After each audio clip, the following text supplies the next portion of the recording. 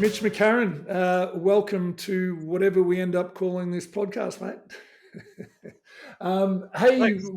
let's start with recent events.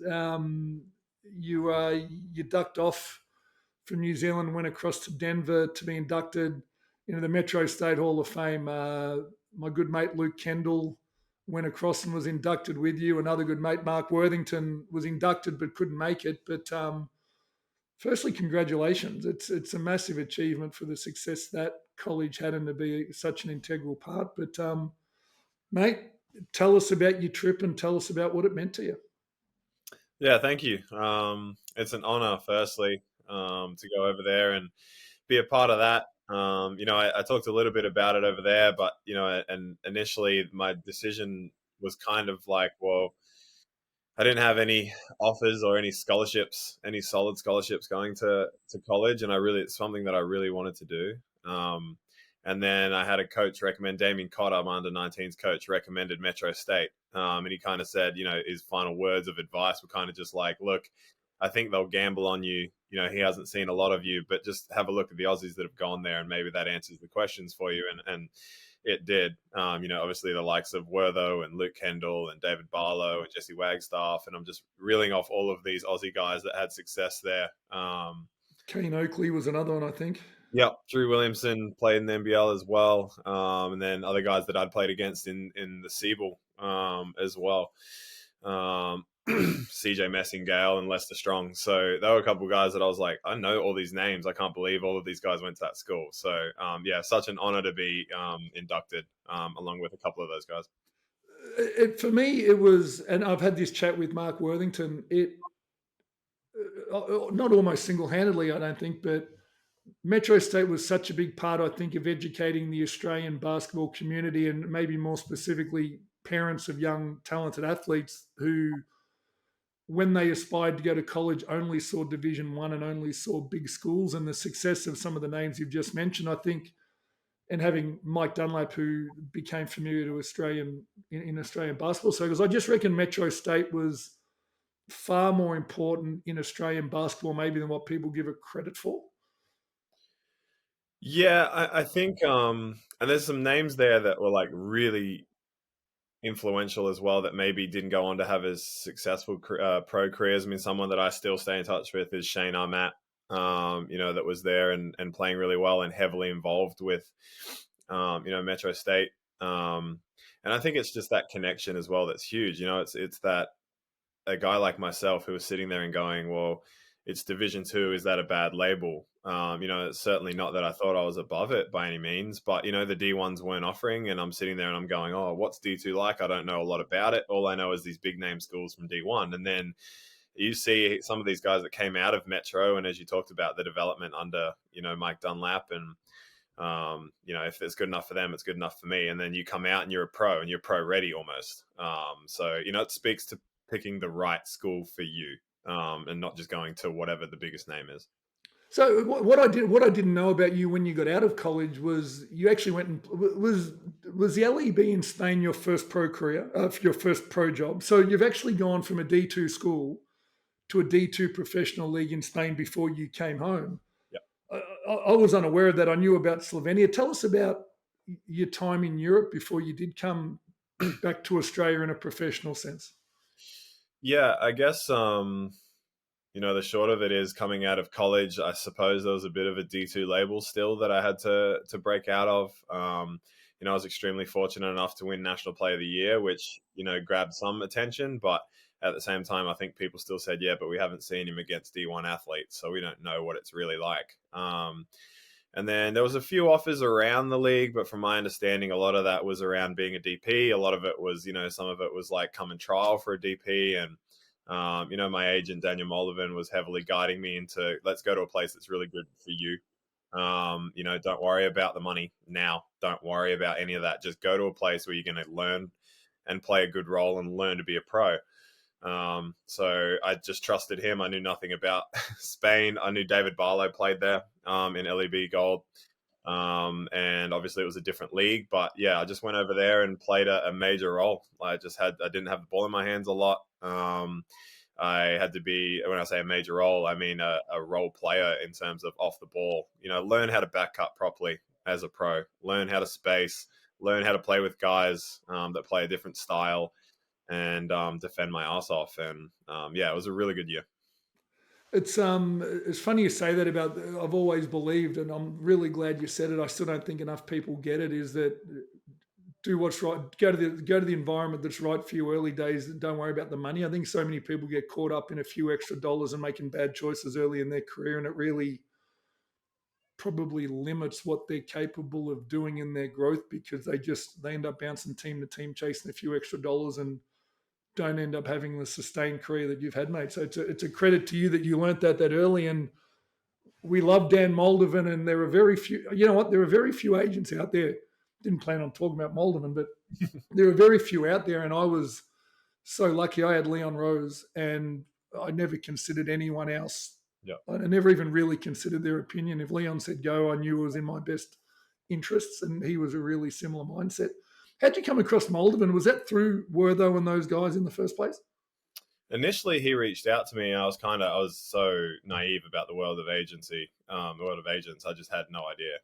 So I had a few different ones reaching out, and I met with a few, and then he called me and was really straight about his approach, which I liked. He didn't dance around things, and he kind of just said, "Look, I want this for you, but if you don't want that, if you just want to play in one place your whole career, just let me know, and we probably shouldn't, work together." And I just said, I'm up for anything. I put my trust in you. And then, he kind of asked me to reach out to obviously Mark Worthington and a couple of other guys that he had managed, and he kind of put on his list. And I reached out to a couple of guys, and, they were really honest about that as well. So, and from then on, it's history. And I've felt the same very much how you talked about Leon with Daniel. I've always put my trust in him, and I felt like he's always had my best interest at heart. You said if you want to be a one club player, don't come to me. And you found your way to Australia. And you've been around a little bit. Your time with the Taipans, I've admired what they've been able to do from afar. But outside of Wertho, and I don't want to make him the constant, but I've never really known what that culture was like inside. And it always just seemed to have that attitude of we're going to take chances on young players who've got a bit of a point to prove, almost like what the Jack Jumpers have gone and inherited. Yep. We can't compete financially, but you see so many players to this day go into the Taipans and come out better players. Not saying you needed the Taipans to come out a better player, but take us inside that or the environment up there and how it helped you become the player you are. So yeah, it started. I actually signed for the Townsville Crocs, and then they folded. So that was the plan to go there. They folded, and then I'd met with Aaron Fern after I graduated and went to the NCAA Final Four thing that they had going on. I met up with him, and we had lunch and just talked about things. I ended up going to Spain. But then after Spain, he was still really interested, and I had some good chats with him just about who he thinks I could be and who I should try to be as a player. And again, he was really straight, really honest. He wasn't, saying I should be this NBA type player. He was just really honest about who he thinks I should be and what I should work on. So I thought that was great. And then, I went to Cairns, and look, I think Fernie's copped a lot of crap over the years about his approach and how serious he is and everything like that. But I found him to be perfect for a guy like myself who wanted that accountability and wanted to learn. And I felt like everyone that bought into him learned a lot, and whether they recognize that or not is another thing. But, I'm really close with Travis Trice, and we message all the time. And Travis said, even after he left, they had their struggles at times with just understanding how to play under Fernie and what he really wanted from him. And Travis will turn around and admit and say, man, I think Fernie was really trying to help me, I really enjoyed my time there, and Fern did a lot for me there. I must admit, when I coached in the brief time I was coaching in the NBL, Fernie was actually one of very few who'd reach out and be actually supportive and provide advice. But from the outside looking in, I always feel like he knew that he was never going to have the most talented. I don't mean that in a negative way. He was never going to have the highest price. Let's say that imports coming in, and they had to be different. Things like tagging up on defensive or tagging up on offensive boards and starting to transition differently, moving the ball Yep. more than other teams and grinding them down. I think he found a way to be different. A lot of people probably saw that as boring, but I don't think the club could have been as successful nor the players come out of it as well prepared if he wasn't that. So I've always thought it's been a real positive. I've heard that same criticism, but I've never agreed with it. Yeah, I couldn't agree more. I mean, you'd hear it a little bit, when I was up there, and whether it be sponsors, fans, whoever it was, kind of saying, "Why don't we play more like the Adelaide 36ers team, like Joey Wright plays?" And it's like, do you want to do that? Like you want to go up against that because that's what they do really well. I don't think that ends well for us. And that would be the difference. If we played our style, we'd win. If we play their style, we lose by 30. So I think that was a big learning curve for me as well. Also coming out of Spain and into the NBL, and with Fernie, it was like, what's our roster build up? How do we win with this roster? It might not be playing like the best team did last year, but if this team wants to win, this is how we have to play. This is how we have to defend. So just, yeah, again, thinking more like pros rather than kids. Yeah, well said. Mate, you moved from there to United, and I can only imagine the difference in resources in when I say that financial, what's afforded to you, won't dig into it, but perhaps even the size of the contract offers for most of the players. How do you compare the two? Because at the time United was still a reasonably new franchise trying to figure out what it was, and you're a part of. Correct me if I'm wrong. You're a part of their first championship, No, second championship. yeah, second. I came in the year after they won. So and then you won their second one. How was your time at United? It's a club I've spent most time around as the Tigers, and then being closest to it. So probably opinions of someone who's been around. But how did you find it as someone from afar coming into it? I think the biggest adjustment early on was kind of that level of expectation in terms of winning, like every game. Like in Cairns, there was obviously we wanted to win, and there's pressure within the group that we want to win. If we lose, we're disappointed. We don't go into any game thinking we're going to lose. But then at the end of the season, does anyone turn around and go, "Man, Cairns disappointed everyone"? Probably not, especially at that point in time. And with the rosters we had, some felt like we really overachieved. My first year there, when Werther was on the team, we ended up finishing second, I think, at the regular season. Everyone was just shocked. United, you lose one game, you lose two games. I mean, you're aware of this. It's like you lose back-to-back games. There's crisis meetings going on. So, that's kind of just the difference there in terms of expectation, whether it be from ownership, fan base, whoever it is. So yeah, there's a level of urgency there to be good and be good early and be good right away. How do you find that as a player? Because I certainly had that. I mean, I got fired after one game. They told me they'd put too much money into losing their first game. Mhm. And I can imagine the pressure on the coaches who followed me, but also the players. And they felt it when I was around. It's a hard thing to coach and to play for now and to not invest into being better later.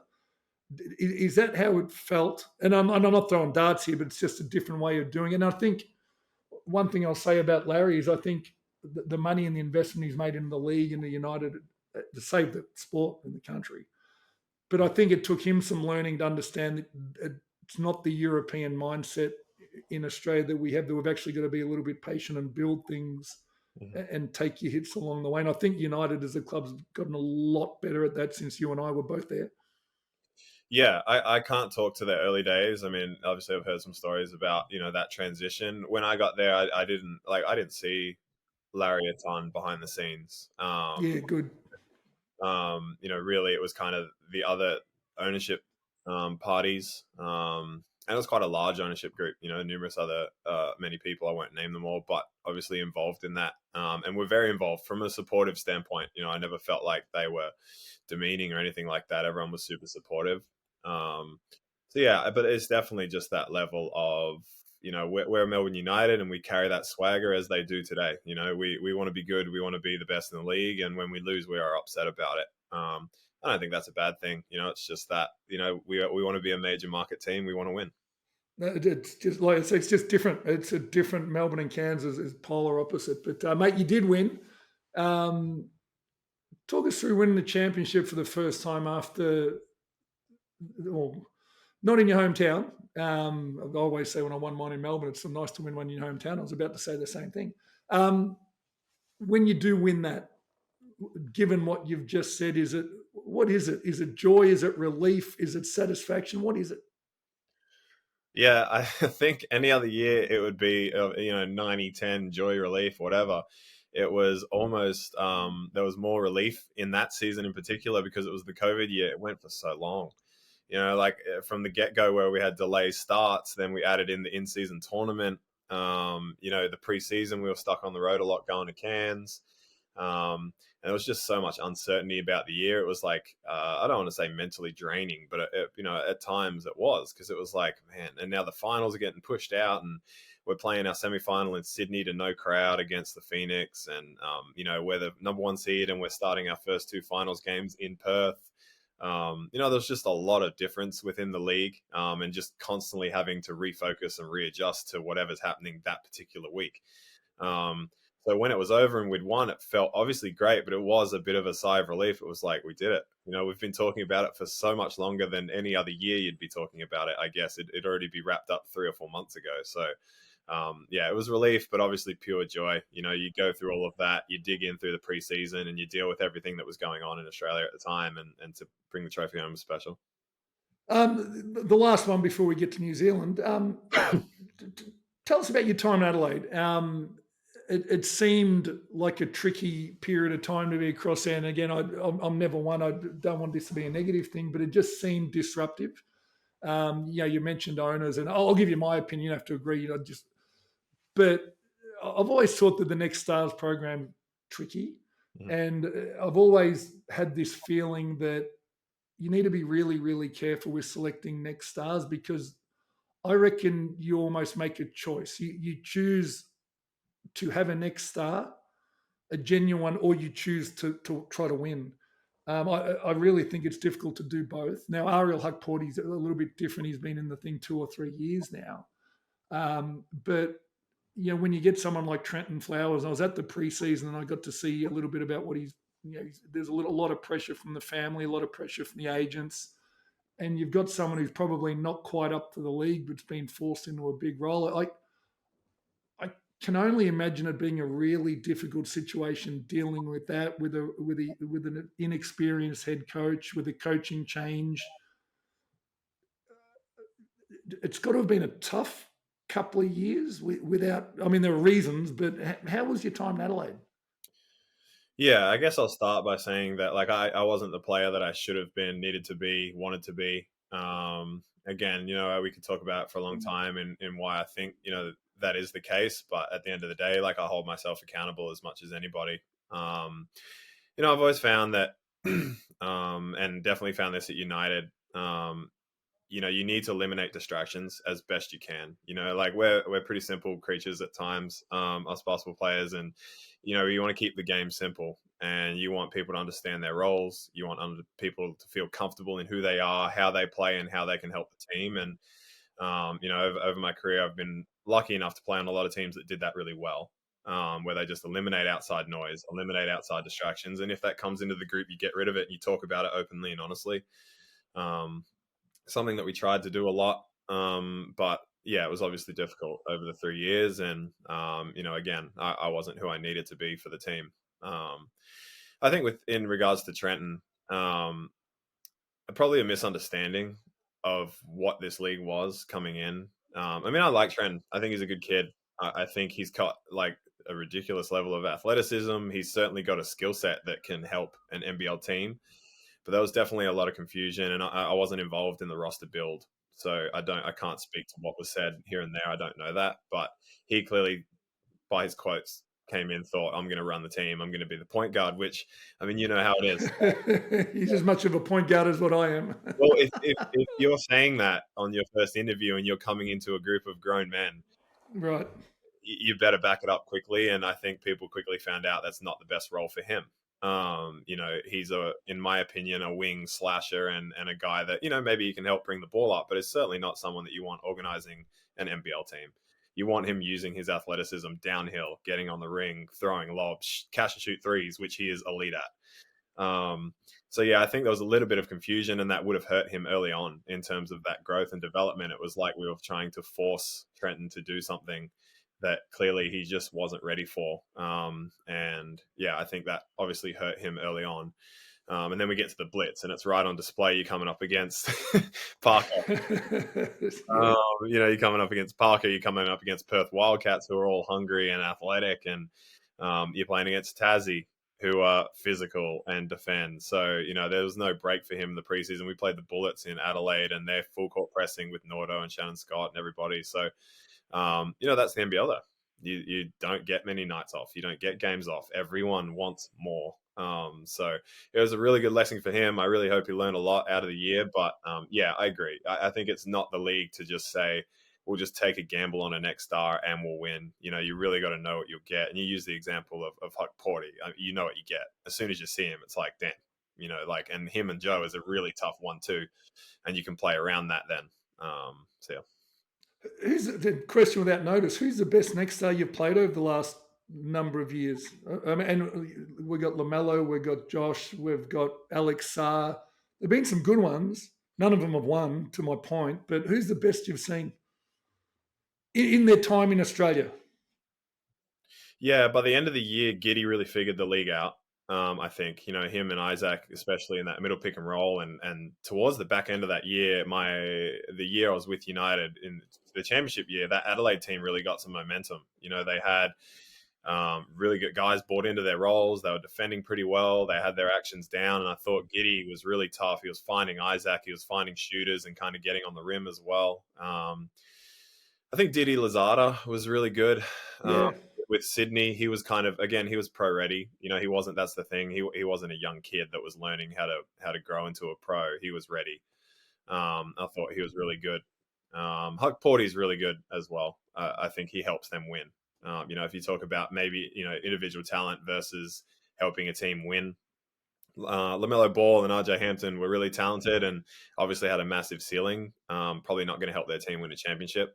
And then you got someone like Alex Sarr, who again can help your team win because he's just different. He played a role, like, came off the bench. A lot of people forget that for Perth. He wasn't the main guy they just threw the ball to and said, all right, we'll put all our draft stock and everything into him. He played a role for their team and he did it well. I feel bad now forgetting his name. The next star from the Cairns Taipans, I've just lost his name this year, just gone. Yeah, good. This is fantastic podcasting, Chris. Anyway, so my point was going to be, and we'll remember his name in a second. I feel bad, but I met him at the Blitz. French. He's French or German? French. It's German. Anyway, Swedish. He's Swedish, I think. There you go. And I had this chat to him for 5 minutes, and I remembered walking away thinking, "What a good kid." Acknowledged some of the people who'd been like, and it sounds like a dumb thing, but knew who I was in the NBL coming up, would walk up to Mika Vicona and walk up to guys who've been around the league and say hi. And like, this kid's done his homework and he's really, really talented. And I don't know, I probably watched him as closely as anyone during the year. You kind of get a feel for something. I hope that kid does well because I think he might end up being the opposite. I think he might end up being a part of a team that wins. So anyway, everyone's going to give me shit for forgetting his name, but we'll get that thing later. Mate, back to you. Tell me about news. I don't think I'm sharing any secrets or anything that we shouldn't talk about, but I still remain fascinated when we started talking about you coming to New Zealand, and I was so happy that you agreed. And there's a big part of me that everyone's always got a why. And I know Sammy said something along the lines of you two when he first started chatting to you, is that he wants to get the you back. You said you weren't happy with your last couple of years in Adelaide. He said he almost wants to get the old you back. Yeah. Talk to us about why you're here in Taranaki and why you made the choice, because I know you had a lot of other options. Yeah, I guess one, I'm finding out more and more. I'm really grateful for this environment. The club, obviously the ownership group, the players, everyone has had a really good energy to them, and it's been extremely welcoming to me and my family. So it's been really nice to just jump right into that. You move over and we are moving to a different country. At that point, the breakers thing wasn't a thing in the decision making, so it was really just about what I'm doing for the off season, and then I'll worry about what comes next. So yeah, I mean, I definitely felt like I needed to get back to. And it sounds awkward to say this sometimes, but enjoying the game. A lot of people would probably sit there and just go, "Oh, you're playing basketball, mate. How can you not enjoy it?" But when basketball is your job, you do factor everything in and your circumstances. And when you're not making playoffs 3 years in a row and you want to be in that situation, that is frustrating, as individuals and a team. So I want to get back to that for sure. And I just want to be back to feeling like myself, at the end of the day, whatever that role is, whether if it's 5, 40, it doesn't really matter to me. So yeah, I guess that was a big part of the decision making, and having a familiarity with Sam McKinnon and how he spoke. Again, he was pretty straight, super black and white with me, and that's how I like it. You can already see that we're 6 games into the season as we record this. 5 of them have been on the road, and you sort of get a sense that it takes about that long for a team to start figuring itself out and figuring out its flow and what it is. But already it just looks like the flair part of your game's coming back a little bit, like the type of passes you make and some of the creativity. It looks like fun. It looks like you're not afraid to make mistakes, which I kind of hope that's how you feel, because that's what I'd love for it to feel. But is that close? Yeah, it's true. And it's a big part of trying to get back that, I guess, the fun and enjoyment is that being okay with not being perfect. I do consider myself a bit of a perfectionist in that sense. Like, I don't like making mistakes. I'm very hard on myself. And, as pros, we can't be. You got to move on. It's a fast game. You make mistakes. You're not going to be perfect. And if I'm playing that way, then I'm not being myself. I mean, as much as people like to make fun of it, I do like to throw no-look passes. That's what I enjoy doing. That's since I was a kid, I loved passing the ball. So getting those little things back into my game is probably fair to say. Yeah, I'm back feeling like myself again. And that yes, this is the NZNBL, but it's more a mindset thing. I think than anything, rather than being restrictive, I just need to play free. And if that's not good enough, that's not good enough. Hey, mate, it looks good to me. Tell us about it. Well, we've got you. Tell us a bit about Sammy McKinnon as a coach, because background for those listening is that Sam, I think, is a very talented head coach, ready to go, and he had his little chance in Brisbane, and a few contractual things didn't happen. But the feedback we even got in such a short time was really, really positive. And a little bit like Justin Tatum, and I was talking to Sam Froling about this, is that I've always thought that the best coaches I've had aren't necessarily always the best X's and O's. I don't mean that Sam's not, but they're the people that lead men and are transparent. And like you say, they're black and white, and you know exactly where you stand, and they sort of bring a group together. Yeah. How have you found Sam? Because in real terms, and everyone always speaks a lot, and the media will do it when he comes over, they talk about his playing career and about all the things he's experienced. But in the light of day, Sam's coached 10 professional games of basketball. I liken him to what Justin Tatum's done. How do you see him? Yeah, I think it's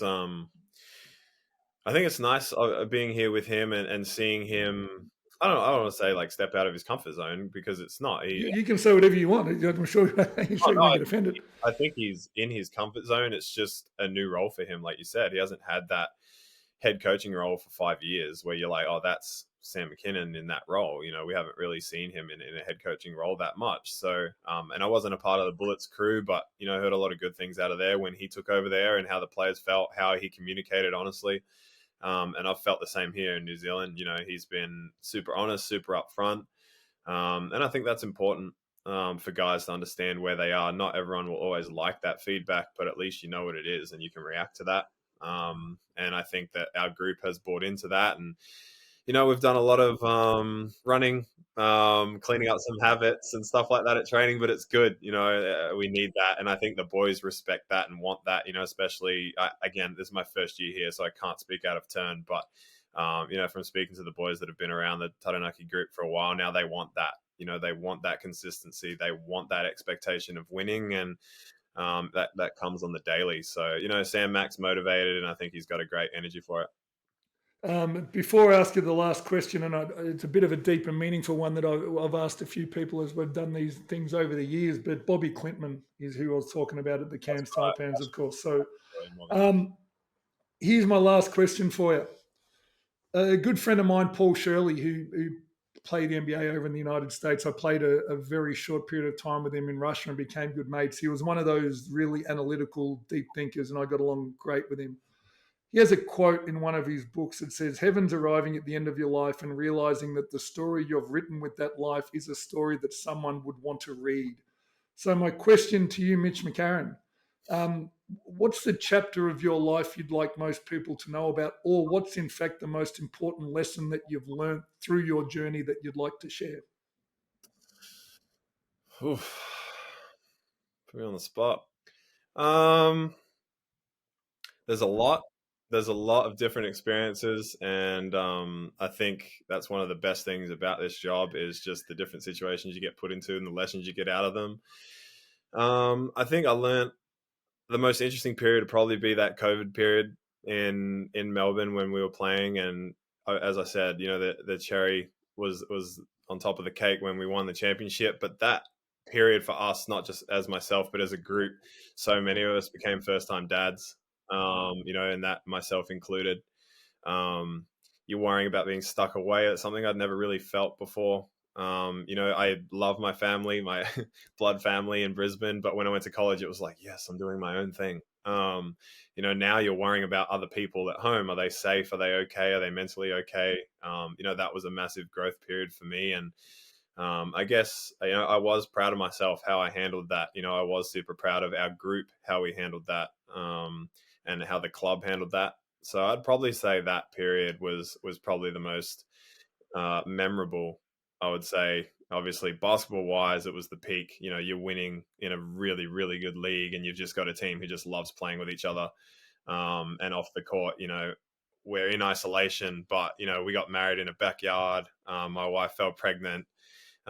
We can't get her family over here, so we got to get through that. We can barely get my family down here, so we got to get through that in Melbourne. And then, we have a birth, and it's a beautiful, healthy boy. So that's probably the period that I'll remember the most. Is like, yeah, that was pretty cool, even though it was super challenging. Well, mate, I'm glad you got your family over in New Zealand. I couldn't be happier that you're a part of what we are, mate. We're rapt to have you. I can't wait to get on a plane and chat in person again. But in the meantime, look forward to watching this home stretch of games through May, mate, and enjoy watching you get that flair back and getting back to the old you. But appreciate the chat. Thanks for the chat, Chris.